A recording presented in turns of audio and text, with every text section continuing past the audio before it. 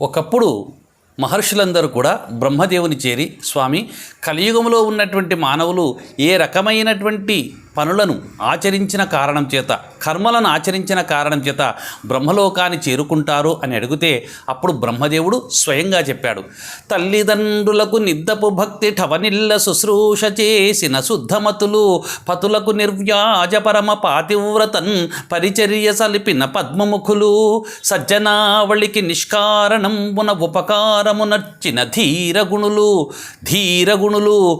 తరి తప్పకుండా సంధ్య జప హోమాది సత్క్రియల్లెరపిన ధర్మ విధులు, బ్రహ్మరతులు, తపస్సులు, భవ్యతీర్థ సేవకులును, నిస్పృహులును, సద్వ్రతులు మొదలుగాగ నొప్పెడు పుణ్య చరిత్రలు ఆచరించిన వారు కనుగొండ్రె వీరు సుఖమున్న వారలిందు. నాయన మునులారా, ఈ బ్రహ్మలోకంలో చూడండి, కలియుగంలో ఏ విధంగా అయితే గృహాలు నిర్మించుకొని కొందరు ఒకచోట కొన్ని పెద్దగా ఉన్నటువంటి దారులలాగా ఇల్లు నిర్మించుకొని ఉంటారో, బ్రహ్మలోకంలో కూడా అలాంటి గృహాలే ఉన్నాయి. రండి చూపిస్తానని చెప్పేసి ఒకచోట బారులు తీరి కట్టినటువంటి గృహాలను చూపించారు. వీరందరూ ఎవరో తెలుసా? ఈ గృహాల్లో నివసించేటువంటి వారు కలియుగంలో నిరంతరము తల్లిదండ్రులకు సేవలు చేసినటువంటి మహాపుణ్యాత్ములయ్యా. వీరందరినీ ఒకచోట ఏర్పాటు చేశాను అన్నారు. మరి ఒక చోట ఆ పక్కలోనే కొంచెం ఎత్తైనటువంటి భవనాలు చూపించాడు. ఈ భవనాల్లో కేవలం స్త్రీలు మాత్రమే నివసిస్తారు. ఆ స్త్రీలు కూడా ఎవరో తెలుసా?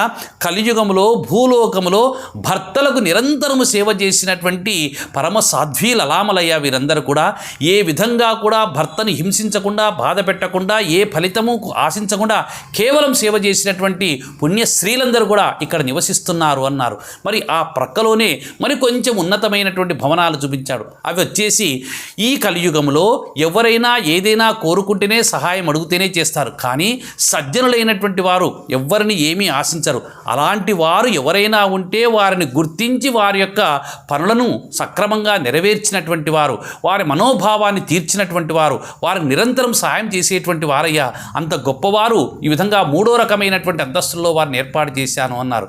ఆ చిట్ట చివర నాలుగో రకంగా ఒకే చోట అందరూ కలిసి ఉండేలాగా కొన్ని భవంతులన్నీ కూడా ఒక వలయాకారంగా ఏర్పాటు చేశారు.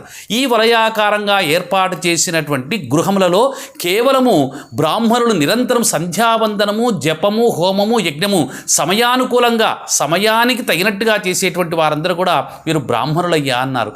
ఆ తరువాత నిరంతరం బ్రహ్మమును చింతించేటువంటి వారు, తపస్సులు చేసేటువంటి వారు, వ్రతాలు ఆచరించేవారు, ఏమీ కోరనటువంటి నిస్పృహులైనటువంటి వారు, వీరందరూ కూడా ఇక్కడ నివసించేటువంటి మహానుభావులయ్యా అని చెప్పేసి కలియుగంలో సేవ యొక్క గొప్పతనాన్ని బ్రహ్మదేవుడు చెప్పారు. హరి